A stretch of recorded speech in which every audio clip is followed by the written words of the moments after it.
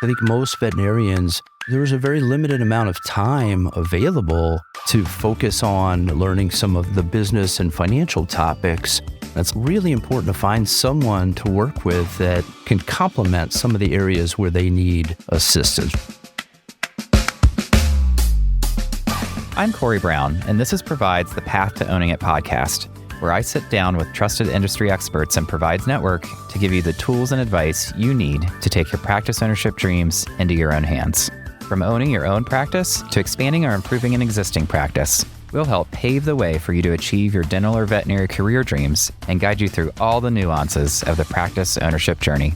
Please make sure to follow us on Apple Podcasts, Spotify, or wherever else you listen. Today we're here with Jason Castner, the managing shareholder at Lacher McDonald Co. CPAs. Jason's role at the firm is to provide business consulting, tax, and accounting services to companion animal practices across the country. Jason works with his clients beginning with their transition into ownership through ongoing management of their practices. His focus is on improving profitability and managing the impact it has on practice value. He is a certified public accountant, CPA, a certified valuation analyst, CVA, a member of Vet Partners, and actively involved in their Vet Partners Valuation Council. He has presented to groups of veterinarians and their staff all across the country at conferences, including the Veterinary Meeting and Expo, VMX, the Western Veterinary Conference, WVC, Southwest Veterinary Symposium, SWVS, and the American Animal Hospital Association Connexity, AAHA. Jason, my friend, thank you for joining us today. We really appreciate you hopping on and sharing your expertise with our audience. Corey, happy to be here. Thanks for having me. Absolutely. You know, that is quite an impressive bio and list of accomplishments. I have no doubt that you're the perfect person to discuss with our audience about the importance of working with a CPA who specializes in the vet industry. Can you tell us a little bit more about why that is and why a family member or friend that's also a CPA, for example, may not be the best choice?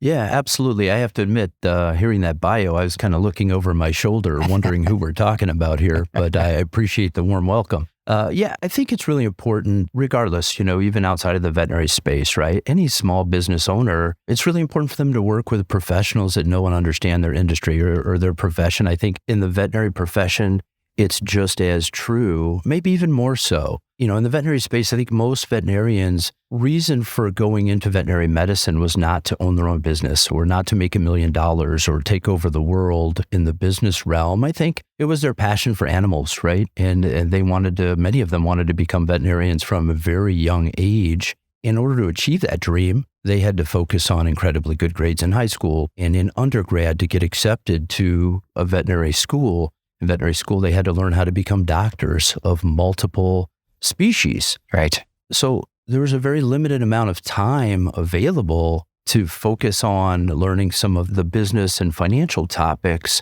that, as they progress through their career and go from maybe initially becoming an associate working for someone else to becoming owners of their own business. Really important to find someone to work with that can complement some of the areas where they need assistance, right? I feel like any successful business owner is wise to surround themselves with people and professionals that complement their areas of need. So, compliment, not pat on the back and say, great job, but more compliment with an E.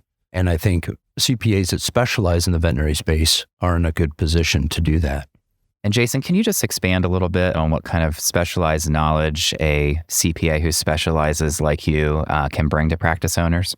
Sure. CPAs, generally speaking, work with many different businesses. They get to see a lot of what works really well, maybe see some things that don't work well in businesses in general. So if we can find a CPA that works with many veterinary practices, they can do the same thing specific to the veterinary space, right? So, many CPAs are incredibly smart people, very good with taxes and with accounting. But if they only work with one or two veterinary practices, it's more difficult to look at the financial results and be able to make meaningful decisions based on what they're seeing. It's more difficult to identify good trends, bad trends.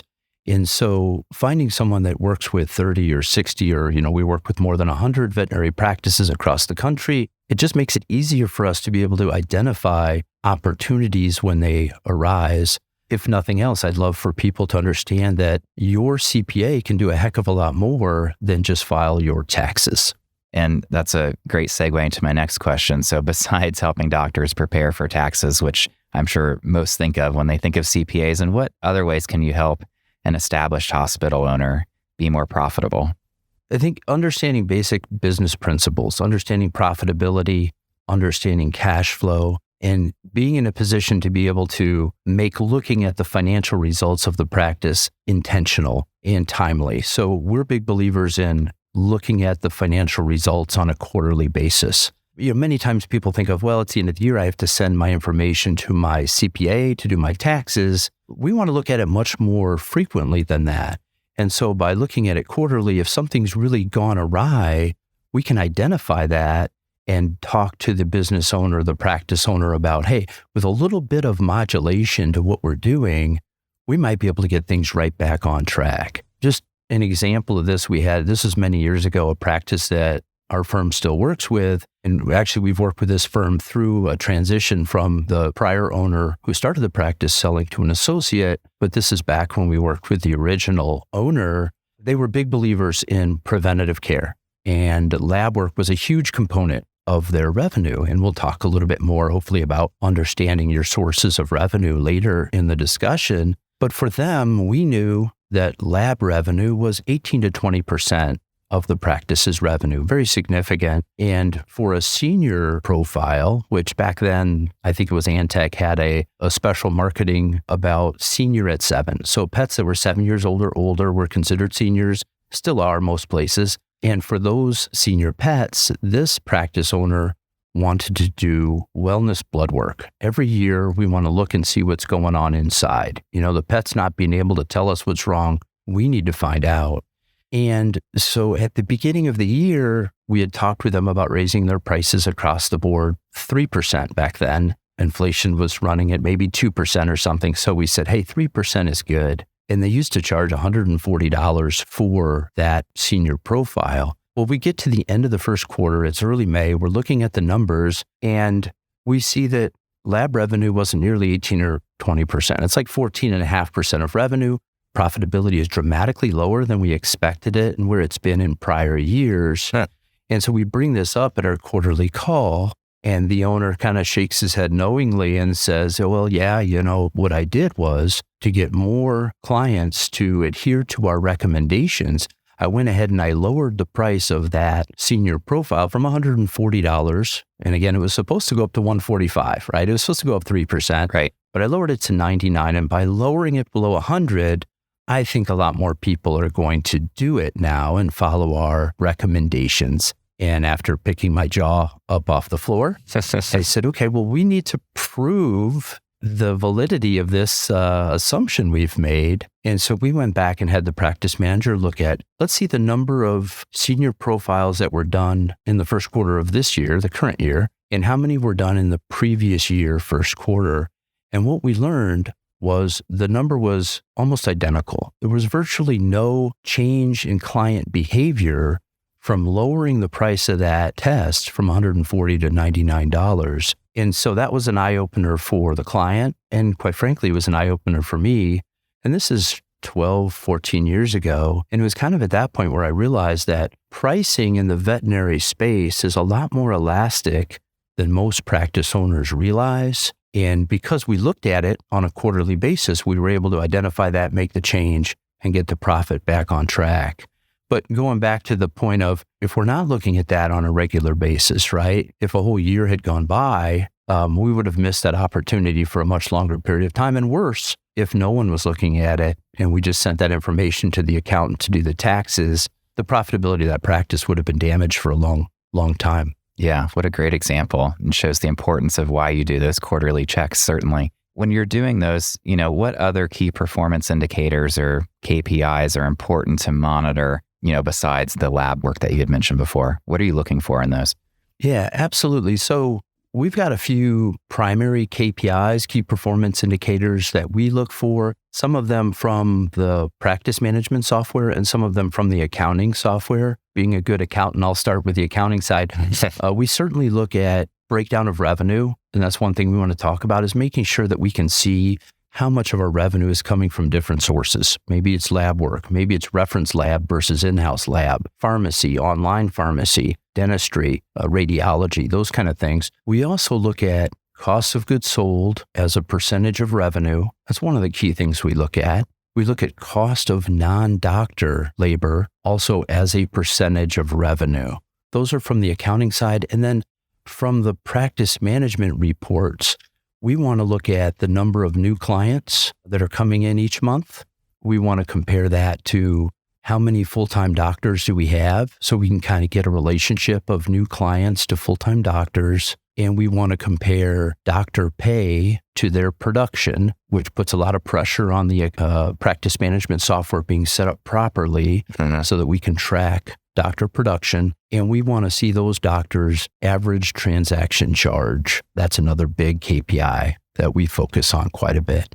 Great. And I'm just wondering, Jason, are any one of those more important than the next? Are they weighted in any certain way when you're looking at those? Yeah, probably the two that we look at most aggressively, and this could be our accounting nature, is the cost of goods sold percentage and the cost of non-doctor labor. And we really want to understand how each practice is a little bit different so that we can set goals for that particular practice based on the revenue sources for that practice. So, for instance, we created a little internal thing. We call it COGS theory, cost of goods sold theory. And in it, we calculate a specific goal for a certain practice predicated on what percentage of the revenue is derived from different sources. And by creating that goal, it allows us to kind of say, okay, if our cost of goods sold is 22%, then we're going to set our cost of labor goal also based on what we learned about the cost of goods sold. So those two are the two that I go to right away. I know that if I look at the cost of goods sold and the cost of labor, non-doctor labor I'm talking about, not with all the benefits, just gross pay. And if those two added together are more than 45% of the revenue of the practice, we know pretty quick that this practice is not as profitable as we think it can be. We don't know exactly what the cause is yet, but we know enough to start digging in. Mm-hmm. And, you mentioned inflation earlier, and, that's something that we're hearing a lot about right now. How are your clients dealing with the higher inflation that's happening? And is things like raising fees something that you would recommend to counteract the impacts of inflation? Yeah, absolutely. Both things are really important. So in terms of raising fees, I'll probably say this a few times today. Absolutely. I think raising fees are absolutely mandatory. Hard stop has to happen. And it's a little bit more complex than that, but big picture, yes, that's a big part of dealing with inflation. One of the things that we found with inflation is that the impact started even before some of the national media grabbed a hold of it, right? So even before the consumer price index was racing up towards 8 last year, we started seeing in early 2021 a lot of inflation on the labor side of things. And I think there's a couple of reasons for that. Part of it is, I think labor rates in the veterinary profession have been far too low for far too long. And in early 2021, the impacts of COVID, there's plenty of reasons why people maybe didn't want to go back to work, whether they were afraid or they were receiving unemployment pay. A lot of different causes for people to expect a higher level of pay. And so in early 21, we really started talking aggressively with our clients about understanding the importance of staying ahead of the labor curve. And that meant for many practice owners that were accustomed to giving their staff a 50-cent raise every year, they were giving $1.50, $2 per hour pay increases in early 21. And if they didn't, they were really running the risk of losing vital team members. So, that was one of the biggest things that we saw, and we've seen it throughout 2021 and 2022 is, the practices that were quick to react and able to increase pay properly, along with keeping a good environment for their team, right? Were able to maintain their team, and they were able to have enough doctors and technicians and CSRs to be able to meet the demand that was coming at them while COVID was in full swing. Those practices that were slow to react to inflation specific to labor, in this case, they struggled. They lost people, whether to other practices or to outside of the profession. And those practices struggled with financial growth. Their revenue, some of them stayed flat or shrank. And unfortunately, worse than that is the staff members that remained were actually, working harder. and more stressed out than they were prior. So it's kind of a double whammy, if you will, of not addressing inflation very timely. Yeah, and I'm sure that has an impact on the overall profitability of even the overall animal hospital value, when not able to retain staff that's maybe been there for a long time. So that's vitally important. We've talked a lot about how to make one's hospital more profitable, but when we return, I'd like to discuss the impact profitability has on the overall animal hospital value. More with Jason when we return. Ready to take your practice to the next level? Meet the Provide Card, the credit card built specifically for healthcare practice owners. Available in addition to your Provide practice loan, with the Provide Card, you'll be transported to a world of new opportunities for your practice, where you can access the spending power you need to build your legacy. You can earn rewards on all purchases, all the time, with no rotating categories and no point expiration. At Provide, we're creating the future of personalized banking for healthcare practice owners. To learn how to apply for the card that makes your purchases go the extra mile, contact your Provide representative or visit getprovide.com/providecard for more information, including rewards terms and conditions. I'm Corey Brown, and this is Provide's The Path to Owning It podcast. We're back with Jason Castner, CPA with Lacher McDonald Co, to discuss how to maintain a financially healthy veterinary hospital and ways you can positively affect your hospital's value. Jason, any tips that you can give us and our audience about ways that veterinarians can work smarter instead of just harder to help generate value? Yeah, absolutely, Corey. I think we touched on one of them just a minute ago, but if you haven't raised prices in the last 6 months, start there and take a good look at your price structure and decide if you need to increase to account for inflation. I think that's really important. Recognize you don't have to do everything yourself. I think a lot of practice owners began as maybe a startup and they've grown their practice. Now all of a sudden you look around, you have 4 doctors, or you have a practice manager. Just recognize you have a team there for a reason. Utilize that team and invest in that team, pay them, train them, onboard new team members properly. If you have the right team and they're trained up and they're all working in the same direction, the impact that has to revenue and profitability is substantial. And I always tell our clients, it's much more fun to grow revenue than it is to shrink expenses, right? We don't want to sit there and say, hey, the next person that walks in with a green shirt is fired. Yeah. We want to focus on how do we get that person wearing a green shirt to be more productive, to be more on board with the team philosophy. And by doing so, we provide better medical care, and that leads to a better financial reward. Sure. And when you're tracking kind of the finances and revenue of the practice, is there any software you'd recommend that veterinarians use to help keep track of their expenses?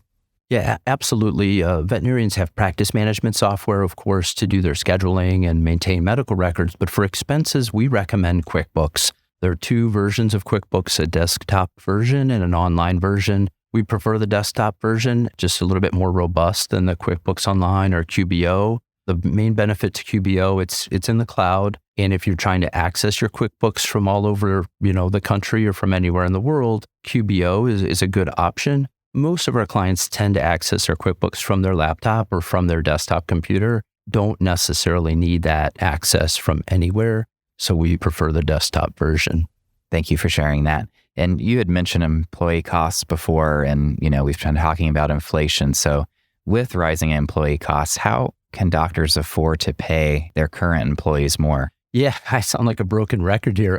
Certainly raising prices is the easy answer, right? If we're looking for that easy button, that's it. Big picture, if you raise your prices 6% and you give 6% raises, employees are making more money and the practice is actually more profitable. So we have to address that first and foremost. And then the other piece of it is just making sure we're onboarding and training the employees properly. So again, we're back all on that same team with the same goal. I think when we have team members that understand the philosophy we have, say on dentistry or on wellness blood work, and they're a part of that education process with the clients, that's going to lead to better medicine. That's going to lead to better financial results. That puts the practice owner in a much better position to be able to pay higher rates of pay to their employees. And from both a financial and kind of an office culture perspective, how can doctors continue to hire when new employees coming in expect to make more than maybe some of the current employees who have worked at the hospital longer? Right. This is a great question. All your questions are great, Corey, but this one is really a huge issue. I mean, we hear this so much from practice owners and practice managers. It's very stressful, when they have an employee that's been with the practice for a long time and maybe their pay has not escalated up to what the current market would dictate. They're afraid to put an ad on, let's say, Indeed for the same position for $2 more per hour, because what happens when our longtime employee sees that? We can't do it. The answer is you can't do it. If people are equally trained and equally talented, they need to be paid evenly. And so one of the things that we've been doing the past 2 years since the beginning of 21 is talking with our clients about job tiers. Effectively, job tiers is just a new way to say a job description. It's a job description that kind of kicks it up a notch, where it has the job description. It includes all the skills that have to be mastered at that level, along with what skills would need to be mastered to move up to the next tier, right? And then it includes a pay range for each tier. So by doing that, defining those skills, you provide your employees a roadmap that they can see what skills they need to master to further their career. And I think that's really important. I feel like a lot of people in all professions and all industries cite one of the reasons for leaving their employment is they didn't see a long-term career there. They didn't see the path, right? So we want to help them see the path by providing those job tiers. And then it's up to them. If they want to advance their career and learn and master new skills, they can be promoted. And then that new tier, that higher level, comes with a higher pay range. And so it's very clear cut. It's black and white. I think both the employer and employee can see it. We originally started talking about this to help the owner and the practice manager understand, just provide them some structure, because they were uncomfortable feeling wishy-washy or feeling like they were playing favorites. And by using the job tiers that everyone can read and see, it just provides a lot of transparency to a career progression at a veterinary practice. Jason, I think that's so smart. In an office environment, a lot of times people kind of do a little bit of everything. So defining those roles, I think, is super important. Let's talk about additional doctors. When is it safe to assume that an established owner can afford or need to hire another doctor?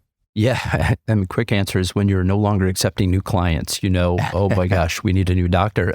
Hopefully we're a little more ahead of it than that. And we talk to our clients about backlog. So in two respects, one is how long does it take for a client or a prospective client to get in for a wellness exam? And we're in the month of February. For most of our practices around the country, it's not the busiest month of the year. And in a non-busy month, if you're more than 2 weeks backlogged for a wellness exam, it's time to start having that conversation. Do we need to be talking about hiring a doctor? Let's understand the market is so tight with doctors that just because we decide we want to hire one doesn't mean we're going to get one right away. Mm-hmm. So we need a little lead time. So we're going to start that conversation. The other thing we look at in addition to wellness visits is non-emergency surgery. And again, if you're in a slower month, theoretically, and you're 2 months or more out for spays and neuters and dentistries, that's a problem. You're losing business because you don't have the capacity to serve the demand. So it's time to start talking about bringing on a doctor. Are there other things you look at before bringing on a doctor, such as hours or maybe more efficient scheduling, anything like that as well? Yeah, absolutely. I think it depends what the backlog is. We do have some clients that have enough doctors. They have a limitation, maybe is physical. They don't have enough exam rooms. That could be a part of the problem. During COVID, we were sort of lulled to sleep a little bit because no one was coming into the practices for a while. So the practices could use the entire area within the building for exams. But now that most places are coming back into the practice, exam rooms have become a limiting factor. So we have to look at that. Yeah. Are hours the limiting factor? So absolutely. I jump to doctors because for many of our practices, it really is what's needed. Yeah. But it's important to understand what's the limitation.